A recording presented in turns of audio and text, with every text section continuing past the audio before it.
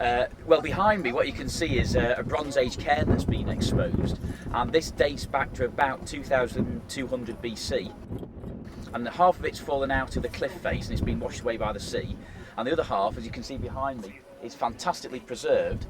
And one of the reasons it's so well preserved is because we've got a big sand deposit that's covered it completely, and we think that this could be either a tsunami event or possibly a sandstorm.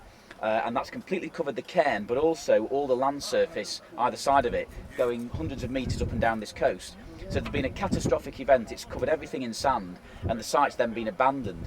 And then later in time, a soil's developed above that, and then after that, more sand dunes accumulated. And what this means is we've got this absolutely pristine cairn that's never been touched since that day, 4,500 years ago roughly, when the sand got deposited all over it. So it's incredibly well preserved, and it's really exciting being able to excavate it. We've got a lot of local people involved in this project. There's over 100 volunteers involved. We've got about 300 school children taking part. There's university students, and obviously there's professional staff as well. So there's a great age range as well. We've got from about 5 to 75 years old. So, you know, a good cross section of the community, and it's a good exciting project for people to get involved in. Getting too excited.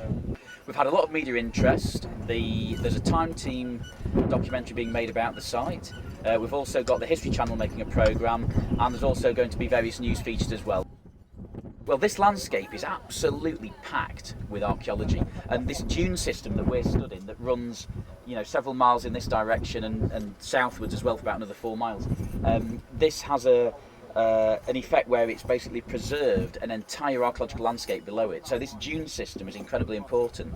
On the landward side, a lot of the land has been open casted for coal, so we've lost that. And obviously on the seaward side, you know, the sea's taken that away. But this strip, this coastal strip, all the way around Druidge Bay, is incredibly important because it protects this ancient landscape. And this is just one monument we've seen eroding out of the cliff, but there could be many, many more. What we're going to do when we've finished excavating here, which is not going to just be the cairn, we're going to go below that and take out this ancient soil that I'm stood on.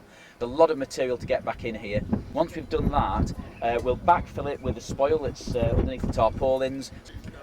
We'll then write the project up, it'll get published. We're also going to put information panels at the Druidge Bay Country Park and at the Wildlife Trust Nature Reserve. And of course there'll be the television programmes and quite a lot of material available on the web. We've been digging for 2.5 weeks now, and we're just really getting into the archaeology. So I think the next sort of 2 weeks is when we're going to really be able to get into that cairn, find out if there's any more burials preserved underneath it, which, to be honest, we're pretty confident there will be. So I think it's going to get quite exciting. Once we've done that, then we're going to be going down into this ancient soil and looking for evidence of a much earlier phase of settlement that goes back probably at least 6,000 years ago, maybe 10,000 years ago.